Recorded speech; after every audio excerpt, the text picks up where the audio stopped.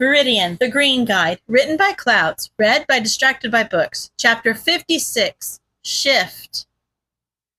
Izuku scaled the wall of the alley, ignoring the growing number of scrapes on his hands as he left yet another criminal zip-tied to a dumpster for the police to find. He had lost track of how many criminals he'd apprehended so far that night. It had to have been more than 5, but honestly, he didn't want to keep track.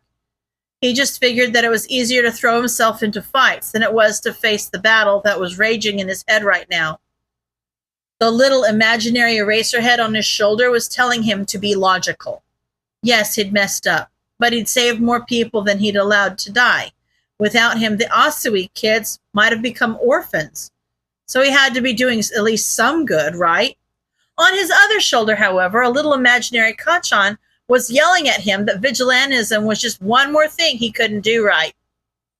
It was just easier to ignore both of them. Thankfully, his online order for a new hoodie had come in sooner than he had expected, so even if he still had to use the wrong color of marble, he could pretend that things were back to normal. Kind of. Busy night, huh? Izuku jumped as he heard a voice speak up behind him and almost relaxed when he realized that it was just Eraserhead, but then tensed as he remembered what had happened last time they ran into each other. So much for pretending things were normal. Eraserhead! Izuku forced out an awkward chuckle. Fancy seeing you here? Eraser rolled his eyes. Because I'm obviously normally asleep at this time of night, problem child. He sat down on the edge of the roof and glanced back at Izuku in a silent invitation to sit down next to him. But Izuku hesitated. He wasn't sure what Eraserhead had to say to him, but after everything, it couldn't be good. He'd told Izuku to stay out of the trigger investigation. Izuku hadn't. Someone had died. Finally, Izuku decided that he deserved whatever lecture was coming his way, so it'd be less painful to just sit through it and get it over with, right? They sat in semi-awkward silence for another long moment before Eraserhead spoke up. We can't keep doing this, kid. I know. Izuku wrapped his arms around himself. I need to leave the investigating to you. I can't just go off on my own and do things without telling the heroes. Well, yeah, that too, but that's not what I'm talking about. He placed a firm hand on Izuku's shoulder and looked him in the eye. You can't be a vigilante forever, Viridian. You know that, right? It's not a good long-term plan. Izuku froze. Guess I hadn't gotten that far? I never really intended it to be long-term, I know. Eraserhead nodded. You weren't planning on living this long, were you? Izuku shook his head and shrunk in on himself a little more. He supposed it was just one more thing to add to the long list of things he'd failed at. Leave it up to a Deku like him to not even be able to die right. Eraserhead sighed and ran a hand through his hair. Kid, you know that's not a bad thing, right? Izuku shrugged but didn't answer. Sure, he'd saved some people, but he'd also hurt some people. At this point, he honestly didn't know whether the world would have been a better place these past few months if he'd just taken a swan dive like Kachan told him to do in the first place. You're using vigilantism as a crutch, problem child. Eraser said finally, it helped you out when you were in a bad place, but now? You need therapy, kid. Actual therapy. Not just beating up villains until your brain stops screaming that you're a terrible human being and should have done better. That was a little too accurate to be comfortable. How did I know? Eraser scoffed. You're forgetting I've lost people too. That friend I told you about, the one who was killed during a work study, I was there when he died. Oh, Izuku didn't know how to respond. I didn't know that.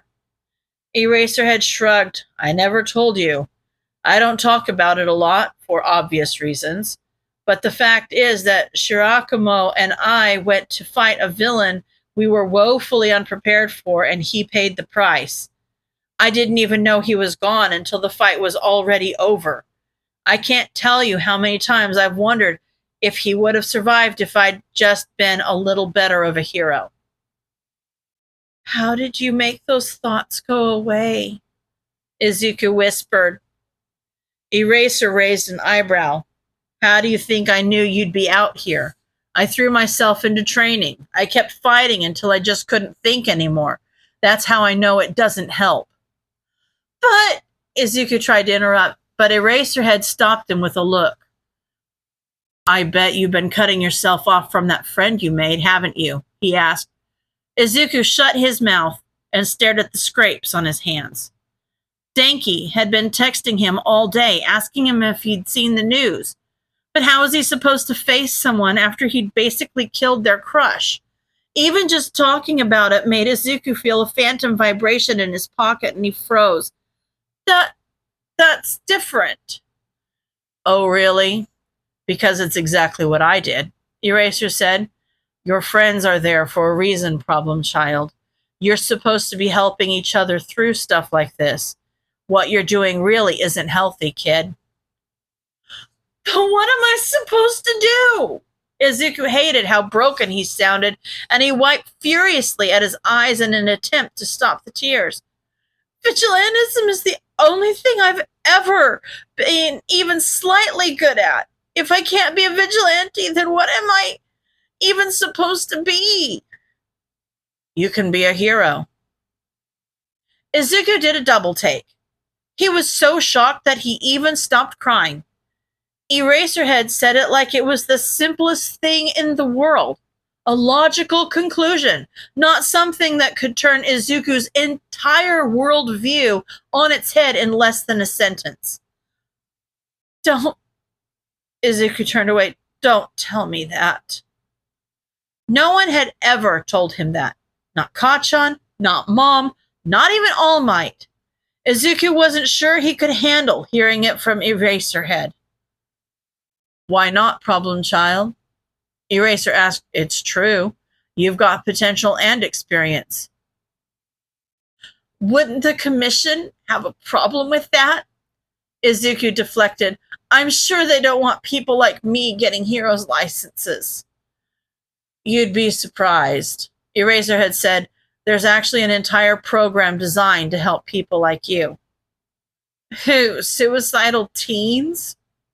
Izuku joked. Maybe if he could just get off this topic, he could forget that Eraserhead wouldn't even be bringing this up if he knew Izuku was quirkless.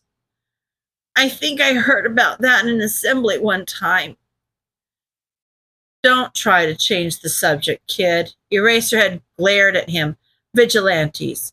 Obviously, the commission doesn't want a lot of you running around without licenses, so they created a rehabilitation program that would basically act as a sort of parole after you're taken into custody. As long as you meet the requirements. Requirements that I don't meet. Izuku cut him off.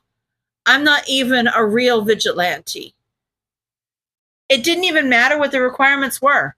Due to him not technically being a vigilante, he didn't qualify. He was completely certain that the Hero Commission would never approve a quirkless kid to take part in a program like what Eraser was describing. Not that Izuku deserved to be able to take part in it anyway. And why not? Eraserhead pushed. Just because you've made some mistakes? Just because there were some people you failed to save? That doesn't make you any less of a real vigilante, problem child. And it won't make you any less of a hero either. That's not... Izuku groaned and aggressively stamped down on the tiny spark of hope that Eraser's words were trying to light in his heart. People like me can't be heroes, Eraserhead. It took me a long time to come to terms with that, and this whole conversation isn't helping. Other vigilantes have done it. Eraser argued. You met the Crawler, right? He's one of Ingenium's sidekicks now, but that wasn't always the case. He used to be a vigilante, just like you. So if he can do it, no. Izuku said firmly. He didn't know how he hadn't made that connection after meeting the crawler. But it didn't matter, because even if Eraserhead thought they were the same, they weren't. The crawler had a quirk, a useful quirk that was perfect for hero work. But Izuku? He was nothing more than a quirkless kid desperately pretending that he had a place in the world. I'm not going to be a hero, Eraserhead. And I'm sorry, but I'm not giving you that choice. Izuku's head whipped up to look at Eraserhead, who had activated his quirk. I want you to choose to take place in the program Viridian. But the fact is that I've let this go long enough.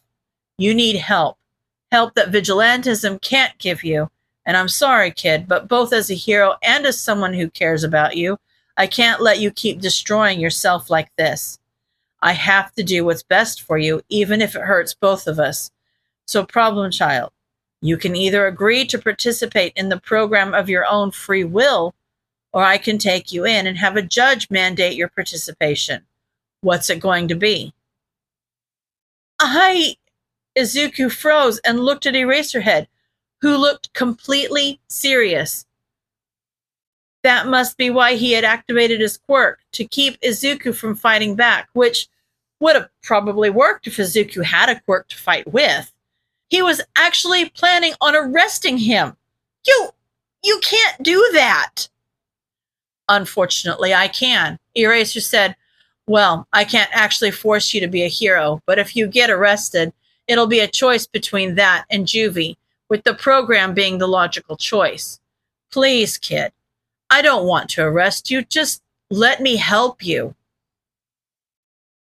Izuku stared at him in shock. For half a second, he actually considered just giving in and just going with Eraser, but then his expression hardened and he shifted slightly.